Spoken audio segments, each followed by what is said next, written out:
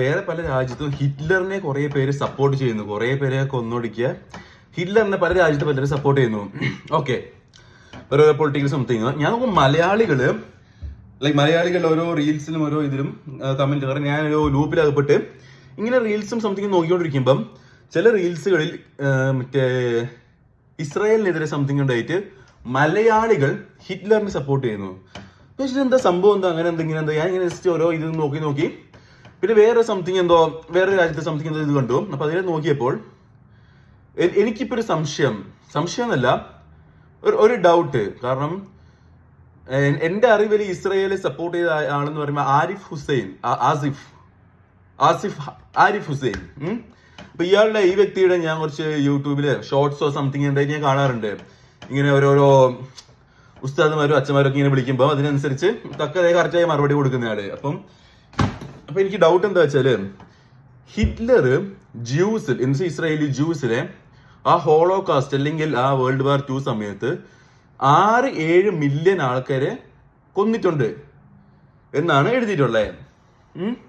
അപ്പൊ ഞാൻ ഗൂഗിളിൽ നോക്കി, ജസ്റ്റ് റാൻഡമായി എന്റെ ടൈപ്പിക്ക് എത്ര ജ്യൂസ് ആയിരുന്നു ആ ജർമ്മനി എന്റെ ചുറ്റുമെടുത്തുണ്ടായിരുന്ന രാജ്യത്ത് ഉണ്ടായിരുന്നതെന്ന്. അപ്പൊ എനിക്ക് കാണാൻ വേണ്ടി സാധിച്ചത് ആ സമയത്ത് ടോട്ടൽ ജ്യൂസിന്റെ എണ്ണം 4 മില്യൺ, 400,000.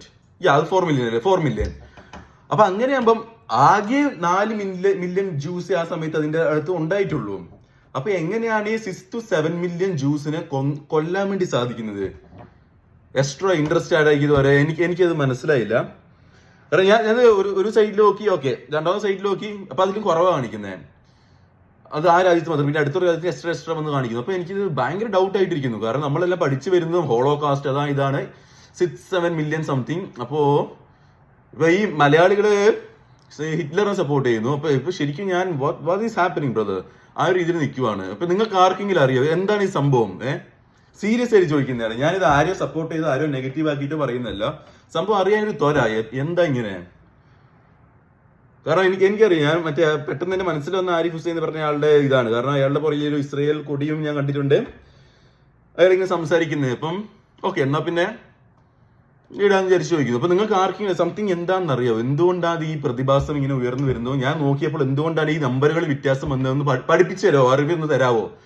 ഓക്കെ, നന്ദി. വെറുതെ കിട്ടുന്നില്ല. ആരെങ്കിലും മറുപടി എനിക്ക് കിട്ടിക്കഴിഞ്ഞാൽ അറിവായല്ലോ. കാരണം ഞാൻ ഗൂഗിൾ നോക്കിയപ്പോൾ എല്ലാം വേറെയാണ് കാണുന്നത്. ഇപ്പം അറിവ് ആരെയും തന്നാൽ അത് നല്ലത്.